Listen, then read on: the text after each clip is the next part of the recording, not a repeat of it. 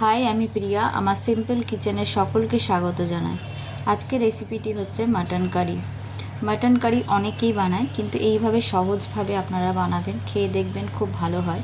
এর জন্য কোনো রকম বেশি কিছু মশলার প্রয়োজন হয় না।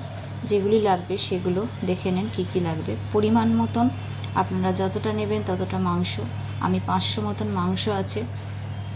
আলু যতগুলো দেবেন, এছাড়া হচ্ছে টমেটো, আদা, রসুন ও পেঁয়াজ পর্যাপ্ত পরিমাণে যতটা লাগবে।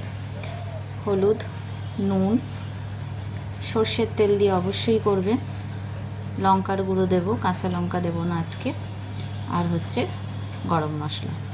এরপরে কড়াই চাপিয়ে দিয়ে কড়াইটা গরম হলে সর্ষের তেল দিয়ে দেবেন। সর্ষের তেলটা গরম হতে দেবেন। এবার যে আলুগুলো রাখা ছিল সেই আলুগুলোকে ভালো করে ভেজে নেবেন, লাল লাল হয়ে যাবে। ভাজা হয়ে গেছে দেখলেন। এরপরে সেই তেলের মধ্যে পেঁয়াজ দিয়ে দেবেন। পেঁয়াজটা যতক্ষণ না বাদামি কালার ছাড়ছে ততক্ষণ নেড়ে যাবেন। নাড়তে নাড়তে দেখবেন কালারটা অন্যরকম চলে এসছে। এবার আদা রসুনের পেস্টটা দিয়ে দেবেন। ভালো করে কষতে থাকবেন ওটাকে।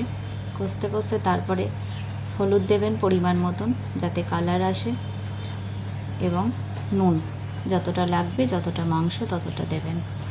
এরপরে যে লঙ্কার গুঁড়োটা আমি রেখেছিলাম সেটা দিয়ে দেবেন। আপনারা কাশ্মীরি লাল মির্চিও দিতে পারেন। আমি লঙ্কার গুঁড়ো দিয়েছি একটু ঝাল হওয়ার জন্য, যেহেতু কাঁচা লঙ্কা দেবো না আজকে। ভালো করে লো আঁচ করে ভালো করে কষে নেবেন। এরপরে টমেটোগুলো ছিল, সেই টমেটো কুচিগুলো আমরা দিয়ে দিলাম। সেটাকেও ভালো করে কষে নিতে হবে। ভালো করে একটু কষে নেওয়ার পরে এরপরে আমরা যে মটনগুলো ছিল সেগুলো দিয়ে দিলাম এবং লো আঁচ করে ওটাকে ভালো করে নেড়ে চেড়ে কষতে দিলাম। এরপরে আলু দিয়ে দেব। আলু দিয়েও ভালো করে কষে নেব, নাহলে একটা গন্ধ বেরোয়। দেখুন কত সুন্দর কষে গেছে। এরপরে আমরা গরম জল দিয়ে দেব।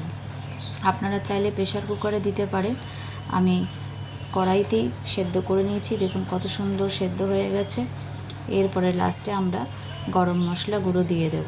দেখুন কত সুন্দর হয়ে গেছে। খুব টেস্টফুল হয় গরম ভাতের সাথে ও বাসন্তী পোলাওয়ের সাথে। এইভাবে মাংস করে খাবেন, খুব ভালো লাগবে। বেশি মশলা দেবেন না, যেভাবে আমি করেছি সেইভাবেই করবেন। আমার রান্না ভালো লাগলে অবশ্যই আমাকে সাবস্ক্রাইব করুন। ধন্যবাদ।